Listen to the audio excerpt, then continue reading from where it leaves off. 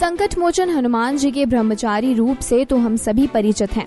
उन्होंने बाल ब्रह्मचारी भी कहा जाता है, लेकिन क्या आपने कभी सुना है कि हनुमान जी का विवाह भी हुआ था और उनकी पत्नी के साथ एक मंदिर भी है जिसके दर्शन के लिए दूर दूर से लोग आते हैं। कहा जाता है कि हनुमान जी के उनके पत्नी के साथ दर्शन करने के बाद घर में चल रहे पति पत्नी के बीच के सारे तनाव खत्म हो जाते हैं।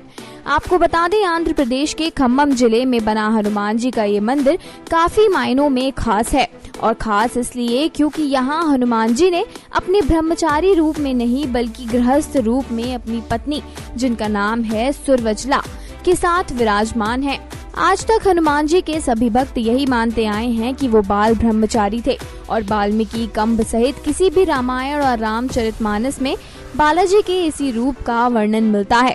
लेकिन पराशर संहिता में हनुमान जी के विवाह का उल्लेख भी किया गया है, और इसका सबूत है आंध्र प्रदेश के खम्मम जिले में बना एक खास मंदिर, जो प्रमाण है हनुमान जी की शादी का।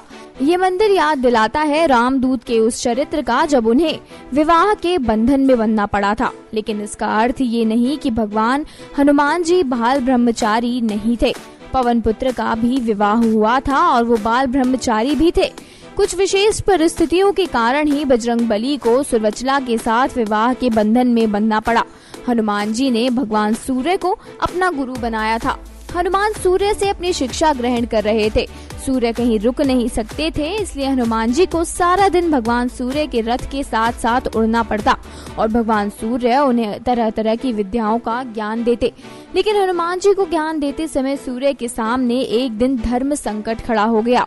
कुल 9 तरह की विद्याओं में से हनुमान जी को उनके गुरु ने 5 तरह की विद्याएं तो सिखा दी, लेकिन बची 4 तरह की विद्या और ज्ञान ऐसे थे जो केवल किसी विवाहित को ही सिखाए जा सकते थे। हनुमान जी पूरी शिक्षा लेने का प्रण कर चुके थे, और इससे कम पर वो मानने को बिल्कुल भी तैयार नहीं थे।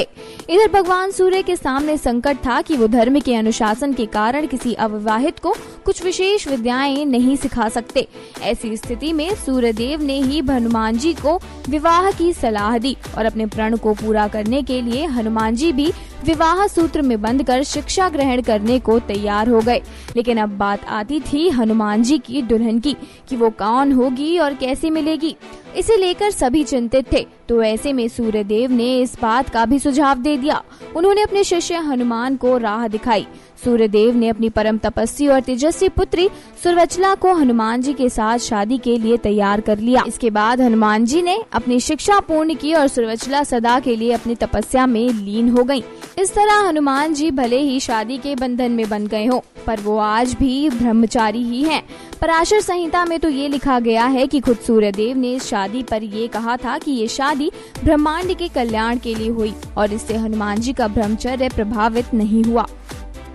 नेक्स्ट 9 न्यूज रूम की report. Subscribe now to receive new updates, reviews and news.